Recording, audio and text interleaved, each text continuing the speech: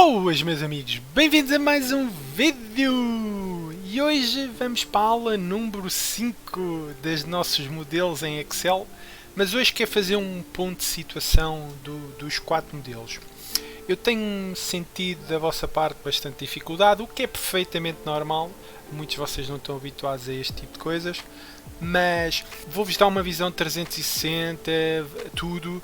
Vão ver a gestão da stake, vão ver como é que a gente escolhe as apostas, etc. Eu acho que hoje vai ajudar a cimentar então os conhecimentos.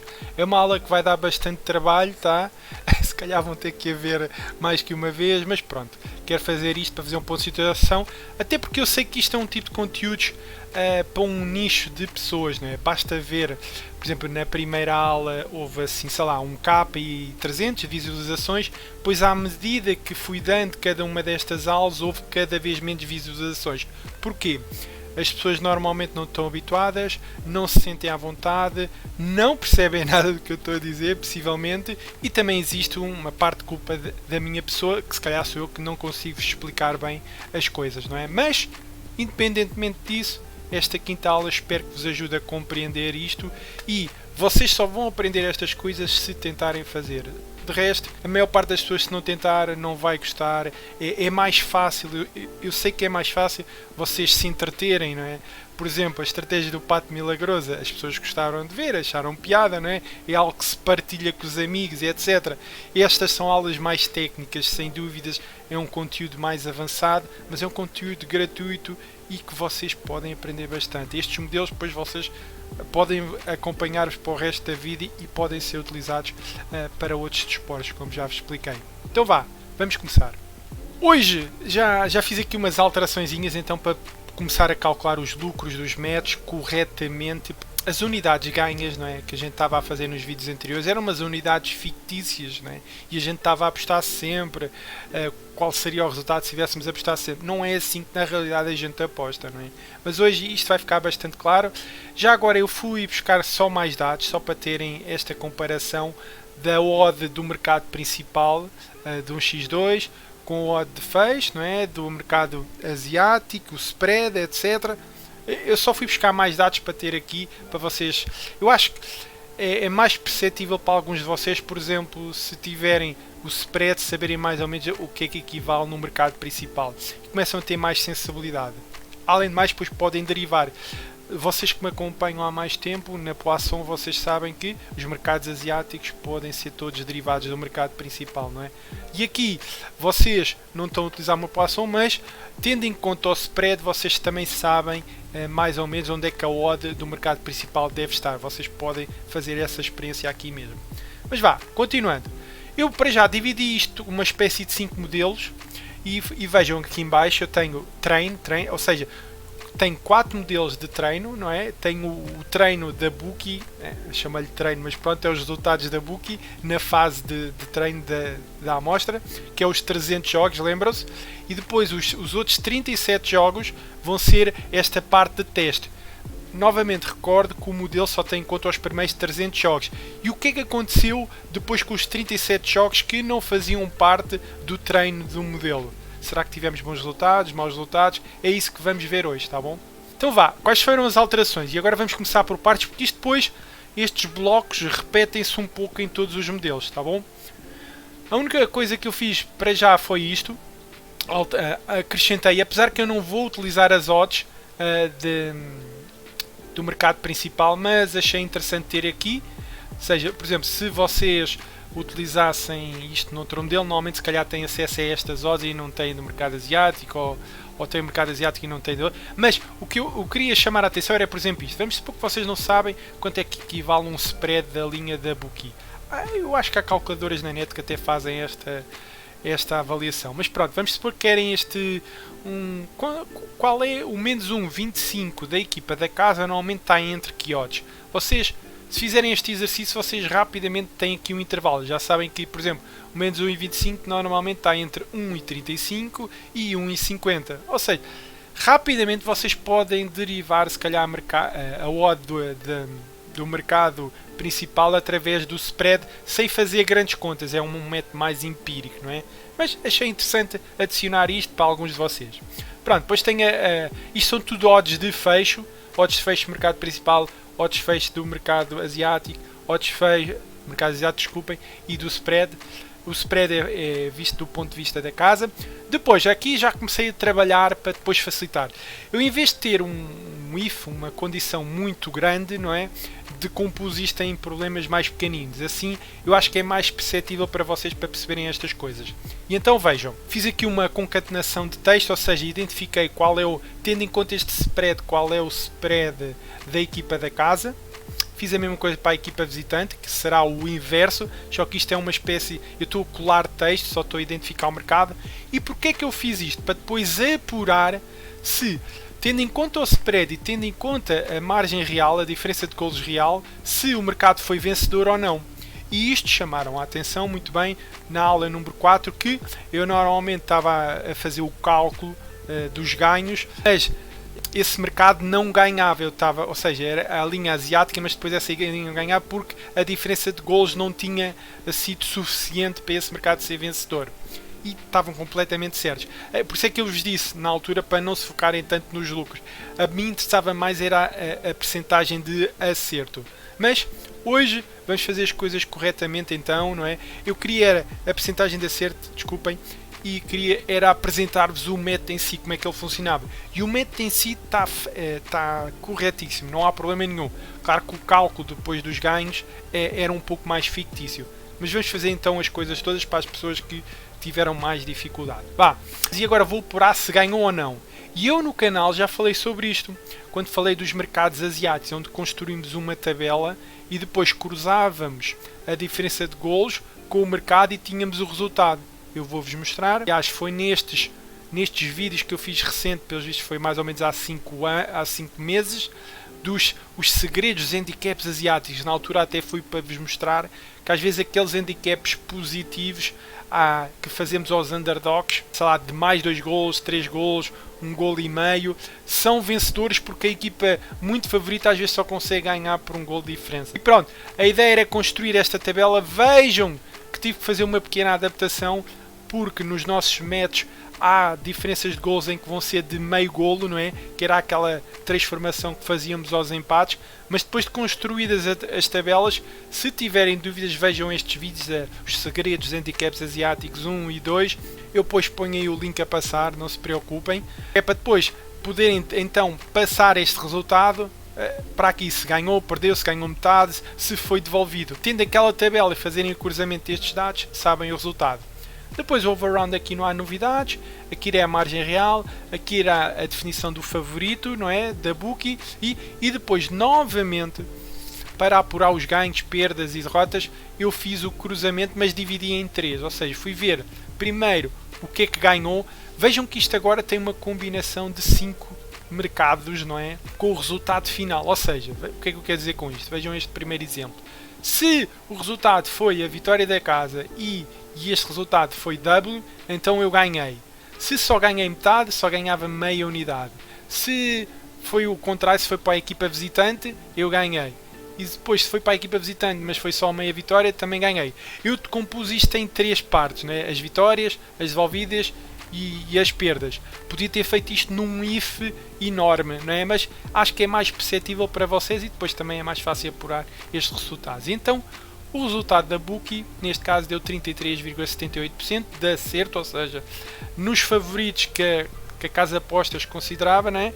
Só acertava 33,78%. Parece pouco, não é? Mas vejam que isto está feito, não é? Também face à linha asiática, não é? Ele vai buscar a linha asiática. E será que a linha asiática do favorito da casa ganhou? Nem sempre. Vejam, por exemplo, às vezes o favorito está do lado da casa, não é? E a odd do asiático pode estar um bocadinho mais alta também. Mas pronto, estes foram os resultados. 33,68, depois devolvidas tive 35 apostas, vejam que ele agora já contabiliza as devolvidas, e depois perdas. Já agora eu considerei vitórias, não é? Acertos também nas meias vitórias, ou seja, ele acertou, só que ganhei um bocadinho menos, mas a contabilização está feita, tá bom? Claro que aqui depois ele vai somar, vai ter uma soma um bocadinho mais baixa, não é? Estes 125, quando na realidade há mais apostas que se calhar ele ganhou, não é? mas algumas das apostas só contabiliza meio ponto. E a mesma coisa também no caso das perdas, também tem aqui alguns casos de perdas. Tirando isto, depois é fácil de apurar os resultados, não é? Pronto, eu vou ler a odd e leio a linha das vitórias, das derrotas, das devolvidas e das derrotas, e depois apuro o resultado, sendo que o resultado ou é perco uma unidade completa ou perco meia unidade, né? São os resultados menos 1, menos 0, estas são as perdas, ou a aposta é devolvida, ou então depois tenho a relação da odd completa que ganho, ou tenho metade da relação da odd. Pronto, isto aqui é a produção. E se eu for a ver os resultados no teste da casa de apostas, deu estes menos 164 unidades.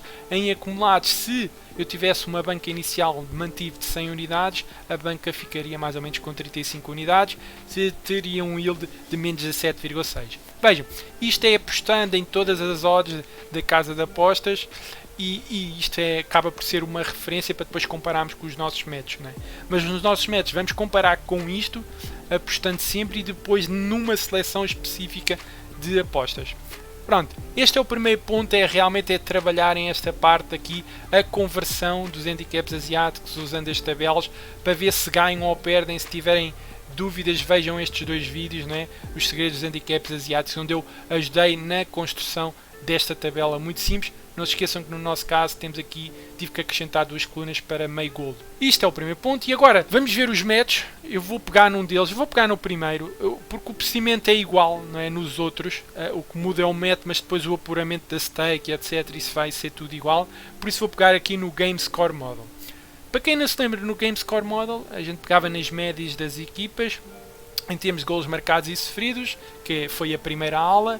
Depois desenvolvemos o método, temos aqui os coeficientes e pronto, e tínhamos o resultado, não é? E vejam, esta parte é igualzinha, já construímos. Aqui temos a probabilidade do nosso modelo, que também já foi feita na primeira aula, parte 1 menos a distribuição normal, etc. Centramos em 0, vemos depois também o erro do modelo, que era sensivelmente 1,6 golos, e pronto, já lá vamos.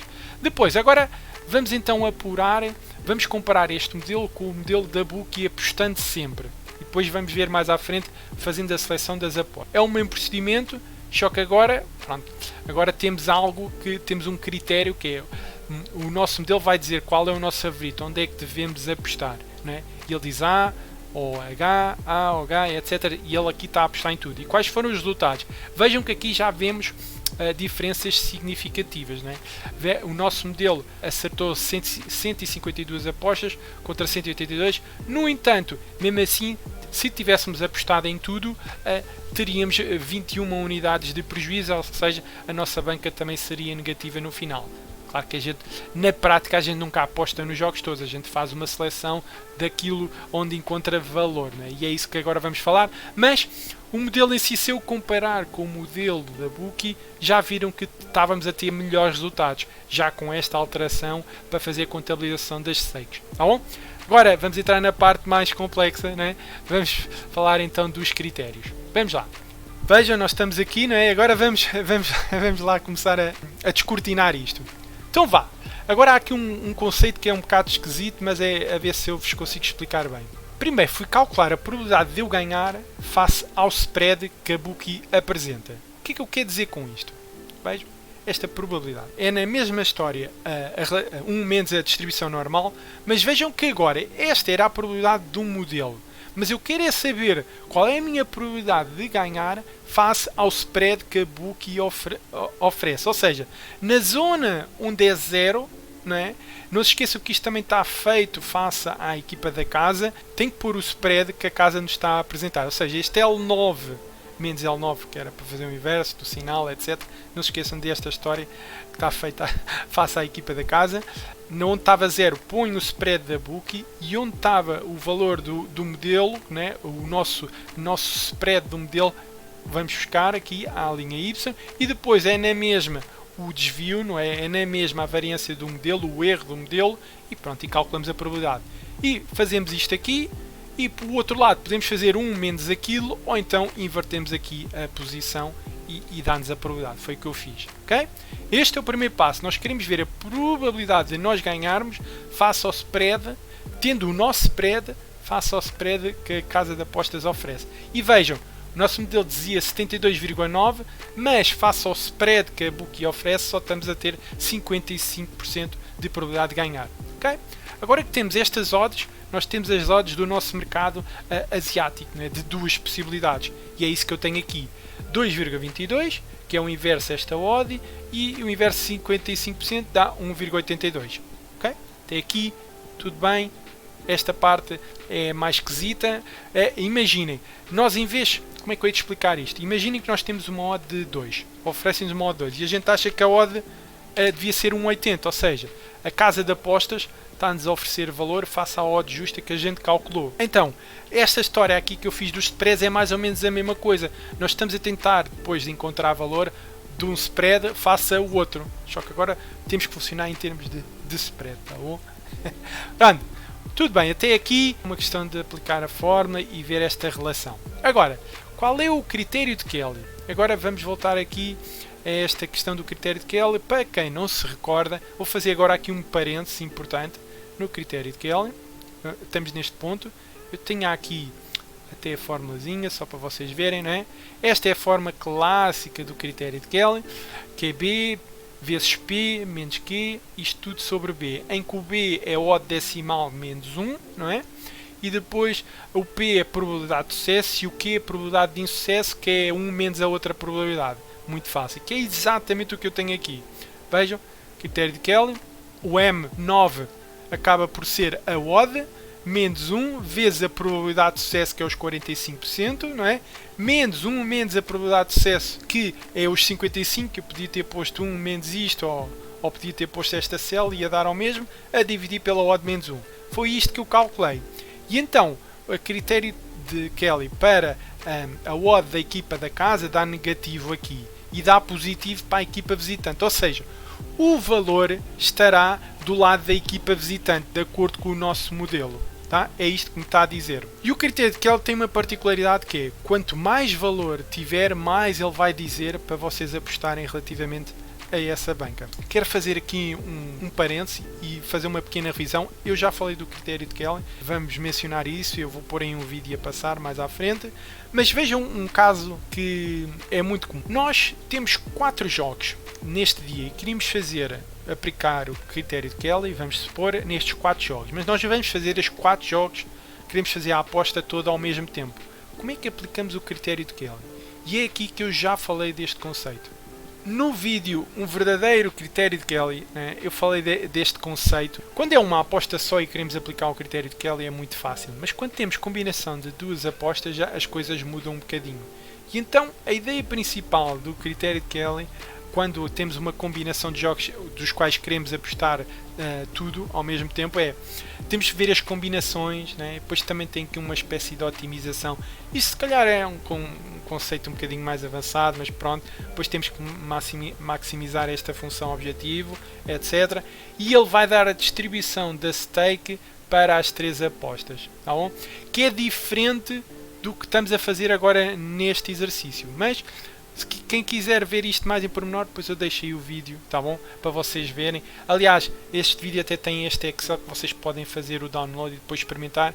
Eu fiz combinações para 2 apostas, 3, 4, 5, 6, mas dava para pôr 7. Mas à medida que quanto mais apostas tivermos, mais combinações temos que contemplar, o que fica difícil. Vamos lá voltar à outra página. O que eu fiz aqui foi um bocadinho diferente, né? Ou seja, eu fui ver a aposta e ia atualizando a banca, mas numa situação prática vocês podem ter que fazer várias apostas ao mesmo tempo e o critério de Kelly muda um bocadinho. Mas vá, continuando, para não ser muito confuso para vocês, espero eu.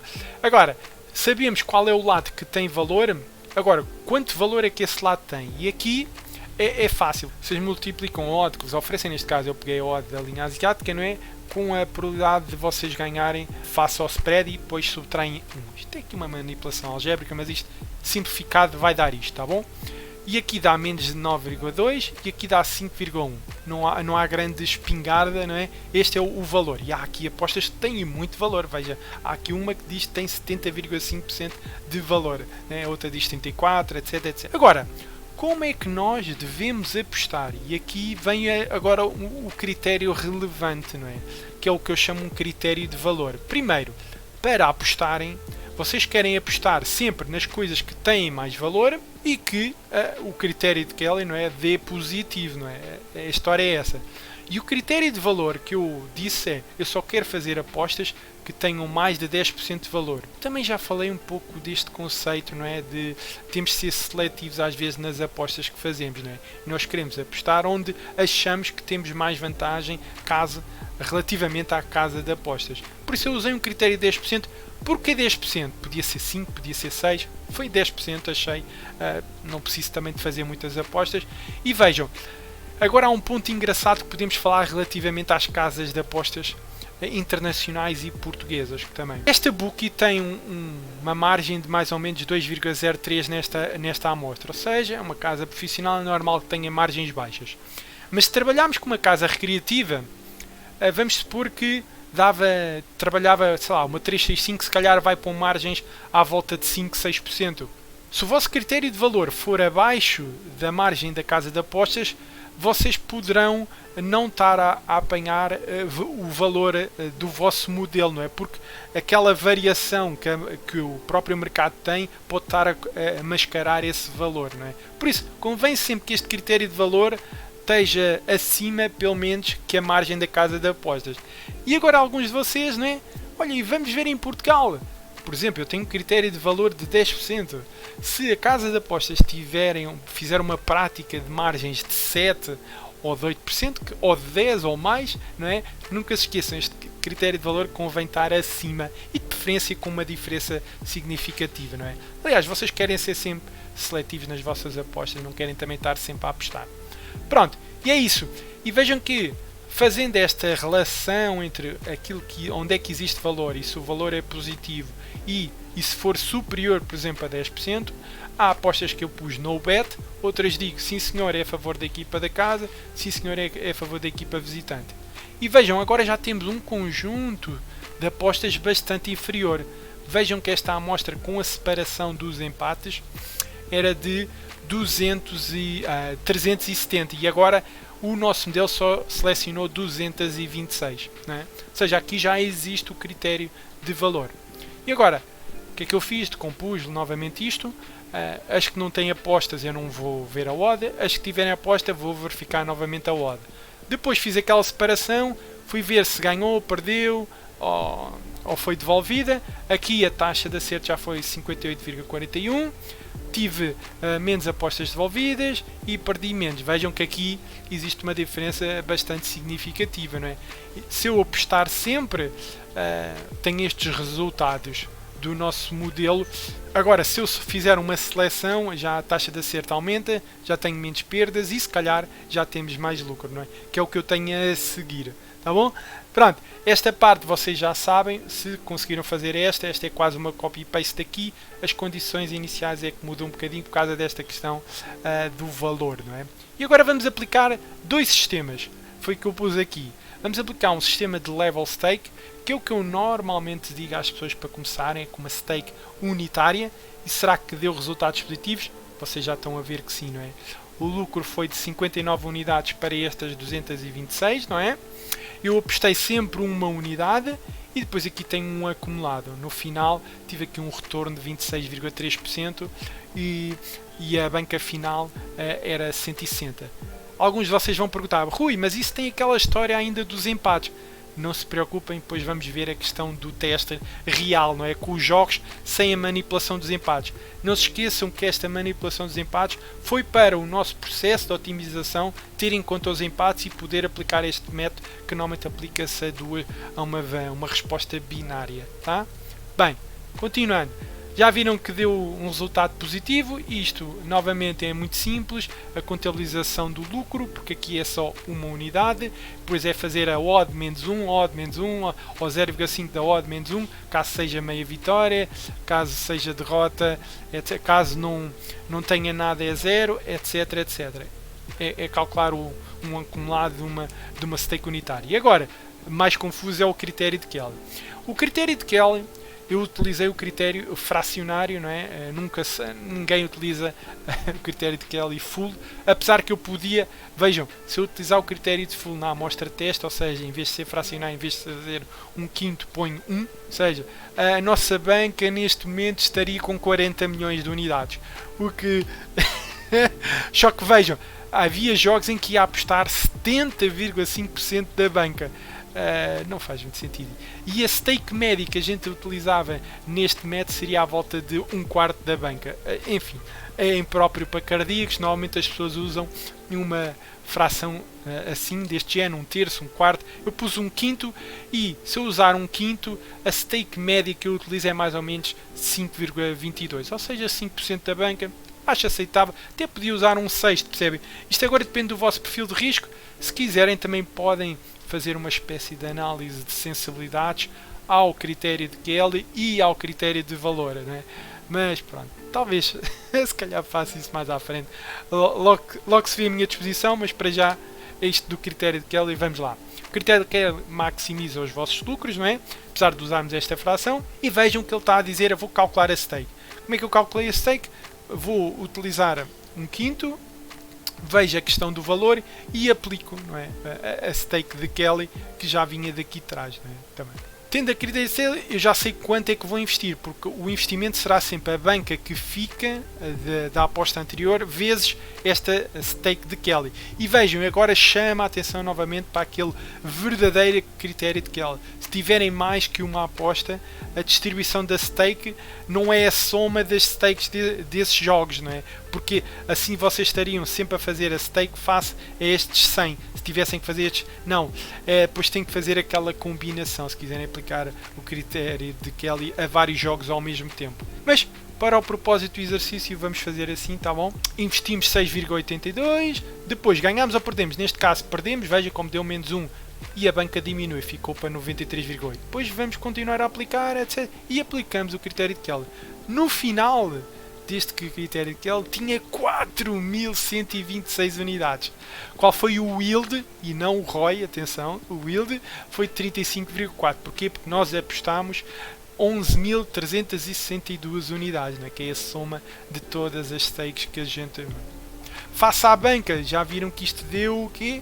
Ou seja, nós tínhamos uma banca de 100, ficámos com uma banca de 4.100, já estão a ver, né? O brutal. Claro que isto é um método, é sempre bonito, mas estes foram os resultados. Aqui não há nada a dizer, tá bom? Agora, eu apliquei esta mesma metodologia, level stake, Kelly stake, ver quais são as partes válidas, qual é a minha probabilidade de ganhar face ao spread, qual é o critério de Kelly, a stake, quanto valor é que tem, se a aposta é válida ou não. E eu fiz isto para todos os nossos métodos, pois é uma questão de copy-paste. Ou seja, se fizerem um, o segundo é quase um copy-paste, só que tem que ter atenção que o método é diferente, né? Este, o Team Statistics, vejam que teve uma porcentagem de acerto um bocadinho menor. Nós já vemos as estatísticas globais disto, não se preocupem. A força logística, fizemos a mesma coisa, vejam novamente a probabilidade, o critério, quanto valor, se aposta, não aposta, etc. E depois a mesma história aqui para o nosso Team Rating Models, que foi a aula número 4, que utilizava a força estatística e fazia uma regressão linear com esses valores, não é? Pronto, espero que tenha ficado esta parte clara. E agora vamos aplicar este método. Esta era a nossa amostra de treino. Agora vamos testar com os jogos reais, não é? Com os jogos que não fazem parte do modelo. Será que isto deu bons resultados? Vamos ver o primeiro modelo, só para verem como é que isto funcionou. Logo à partida, vejam, aqui eu já tenho as vitórias, tenho os empates e tenho as derrotas, não é? Das equipas, etc. Aqui eu já não fiz a separação. Este agora já é. Eu tinha feito o método e agora vou aplicar o método na realidade. Vamos ver os resultados que dão sem... Porque eu aqui já não estou a calcular novamente os coeficientes, já não estou a resolver o solver. Estou a aplicar o método. E para alguns de vocês isto pode ser confuso, não é? Mas não se esqueçam que o nosso modelo tem este erro associado de mais ou menos 1,6 golos, não é? E isto já contempla muita variação. Vocês, se tiverem sempre a alterar as condições iniciais do modelo, vocês nunca percebem se o modelo está a funcionar, não é? estão sempre a mudar, né? Não tem uma amostra depois estatisticamente significativa para ver se o modelo está a funcionar ou bem. E será que eu vou ter? Bem, para já não sei, não é? Eu sei é que tenho 37 jogos e apliquei este modelo. E os resultados, lá está, isto depois é tudo repetido. Vejam que o modelo, curiosamente este Game Score Model, se eu aplicasse, se eu apostasse sempre sem qualquer critério de valor, eu ia perder uma unidade, mais ou menos, deu aqui um pequeno prejuízo, não era nada de especial, não é? E agora o modelo de critério de Kelly aqui aplicado e a level stake, vejam, das 37 para já o modelo só tinha identificado 22 apostas válidas, não é? Tinha ganho 13 e houve uma que foi devolvida e perdia 8, taxa de acerto 59,09. O level stake teria ganho, ou seja, a stake unitária teria ganho mais ou menos 3 unidades. E no critério de Kelly, de um quinto fracionário, teria ganho mais ou menos 38 unidades. Ou seja, isto acaba de ser espantoso, não é? Nós temos um modelo que utilizamos dados do passado e agora quando aplicamos aos jogos restantes, não é? Aqui as constantes, os coeficientes são todos os mesmos, aqui não houve nenhum processo de otimização, não é? E ele mesmo assim está a dar bons resultados, não é? Será que vai continuar assim até ao final da época? Quando chegarmos ao final deste capítulo, depois vemos os jogos todos. Para já estou só a apresentar os jogos que eu tinha, estes 37 jogos depois dos primeiros 300. Pronto, aqui deu positivo e novamente apliquei esta mesma teoria, não é? Todos estes modelos, aos 37 jogos, e fui ver os resultados dos modelos todos, não é? E novamente, este também deu uma taxa de acerto interessante, também dava negativo se apostasse sempre. Já estão a ver a relevância de ter um critério de valor, não é? É bastante importante. E a força logística, a mesma história, também apostámos. A força logística até teve aqui uma taxa de acerto bastante interessante. Também deu negativo se apostasse sempre, o que é perfeitamente normal, por isso é que convém ter um critério de valor. E depois o Team Rating Models também foi a mesma história, também deu negativo, curiosamente, e aqui deu positivo também nas unidades. Estão a ver? Ou seja, temos aqui muita coisa, não é? Vamos lá recapitular só um pouco. Vimos esta adaptação, não é? Das odds, só para vocês terem uma ideia de onde é que elas se situam. Este paralelismo entre o spread e a diferença de golos e o resultado final do mercado utilizando aquelas tabelas dos handicaps asiáticos, não é? Para verem o resultado real. Não esqueçam da adaptação na parte de treino do modelo. Vimos os resultados, parece que estava tudo a correr bem e agora aplicámos à situação real, não é? Realmente aos jogos posteriores que não estavam contemplados no modelo. E foram estes os resultados. Agora, vamos ver algumas coisas engraçadas. As estatísticas aqui dos modelos. Primeiro, a percentagem de acerto do treino e do teste. Curiosamente, todos os modelos estão a ter ligeiramente uma taxa de acerto superior, mas vejam que eu estou a comparar uma amostra de 37 jogos com uma amostra de 300. O que não é mau, não é? Mas eu não posso tirar realmente grandes conclusões. Mas é bom ver que ambos os modelos estão para já com uma taxa de acerto superior ao treino, o que nem sempre acontece, normalmente é o contrário. Se calhar quando chegamos ao final da época até desce um bocadinho, mas se não descer o suficiente e mesmo assim o método seria lucrativo, ótimo, não é? Agora, vejam por exemplo o erro de regressão, isto é engraçado. Vejam que a probabilidade logística tinha aqui era dos que mais acertava na amostra de teste, não é? De treino, desculpem. Na de teste, a que acertou mais foi o Team Ratings, que é engraçado.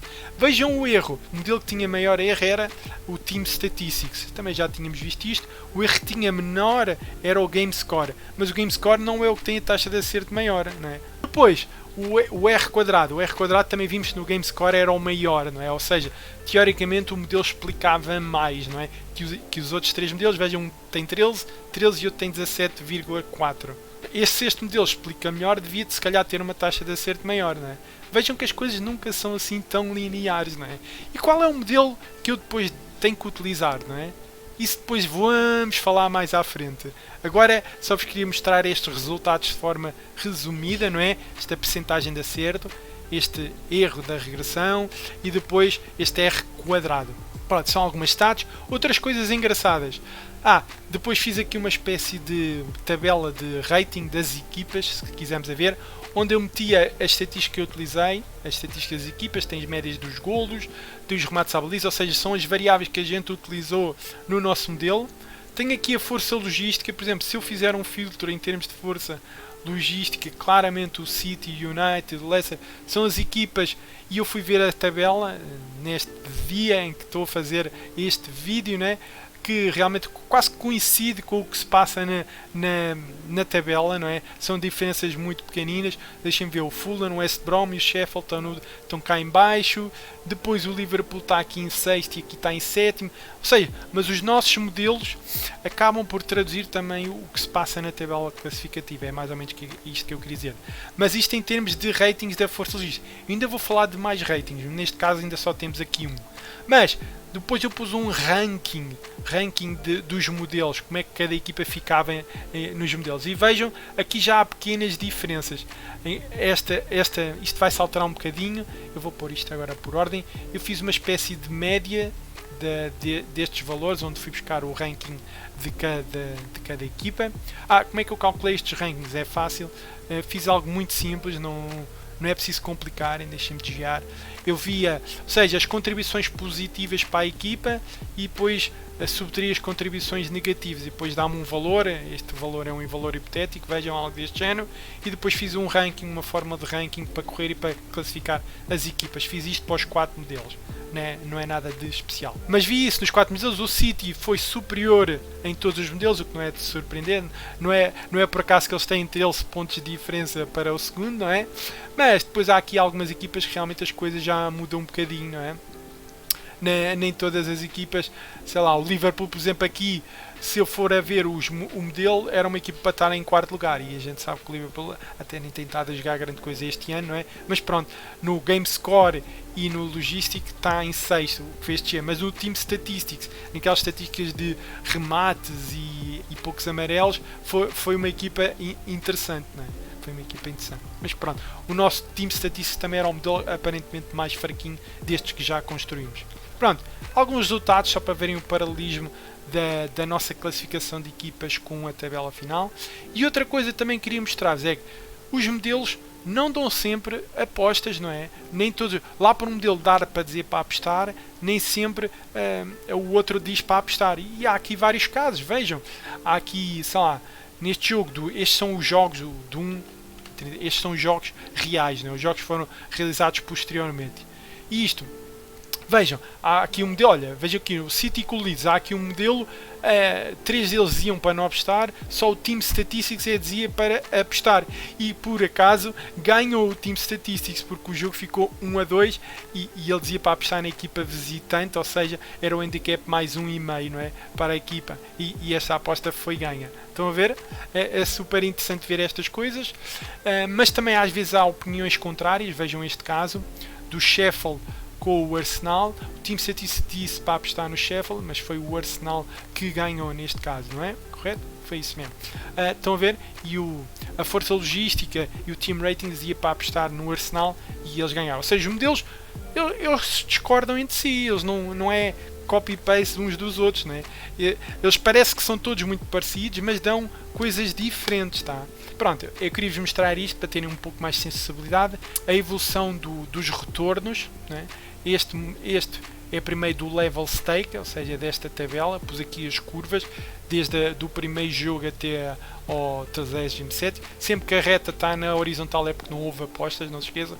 Bem, o GameScore Model começou mal e agora está aqui no terceiro melhor, não é? E depois aqui em termos de critério de Kelly, pronto, aqui vejam que esta escala aqui é mais pequenina, vai de 100 a 108, claro que o critério de Kelly precisa de mais espaço, começa em 100 e vai até 160, porque vejam, os resultados finais são diferentes, né? Já vimos que davam lucros muito maiores. Tudo bem? Pronto, meus amigos, acho que é tudo. Isto é uma aula trabalhosa, tá? Hoje vão ter aí muita coisa para fazer os interessados. Não desistam deste tipo de coisas. Experimentem. Eu sei que pode ser difícil para alguns de vocês, mas lá está. Nem foquem só no modelo. Experimentem, por exemplo, o modelo da aula 1. Experimentem a desenvolver um modelo. Porque os outros, depois a teoria por trás e os truques são ligeiramente diferentes, mas veem que a estrutura é toda igual, não é? A estrutura é toda igual, depois o level stake, o Kelly stake, a maneira, esta noção de ver valor relativamente ao spread da bookie, muito interessante. E o mais interessante ainda foi ver que na amostra, nos 37 jogos posteriores, todos eles estavam a dar lucro. O que eu, muito sinceramente, até me surpreendeu. Não estava à espera, né? Até estava à espera que desse prejuízo. Mas pronto, como vi, não está a dar prejuízo, né? O que é ótimo. Pronto, meus amigos, acho que é tudo. Foi uma aula difícil, é provável. Se tiverem dúvidas, já sabem, deixem aí na descrição. É a melhor maneira de eu vos tentar responder, não é? É sempre. E as vossas dúvidas podem ser dúvidas de outras pessoas e assim as pessoas também podem consultar. Se gostaram desta série, pá, deixem o vosso like. Na próxima semana vamos falar de mais modelos, ou seja, ainda não acabámos os modelos, só queria fazer um ponto de situação para vocês compreenderem tudo junto. Pronto, opá, deixem o vosso like, partilhem com os vossos amigos, sim. Um grande abraço, espero que me acompanhem, mesmo que seja difícil. Experimentem e acredito que vos pode ajudar imenso, tá? Pá, abraço, fiquem bem e até um próximo vídeo.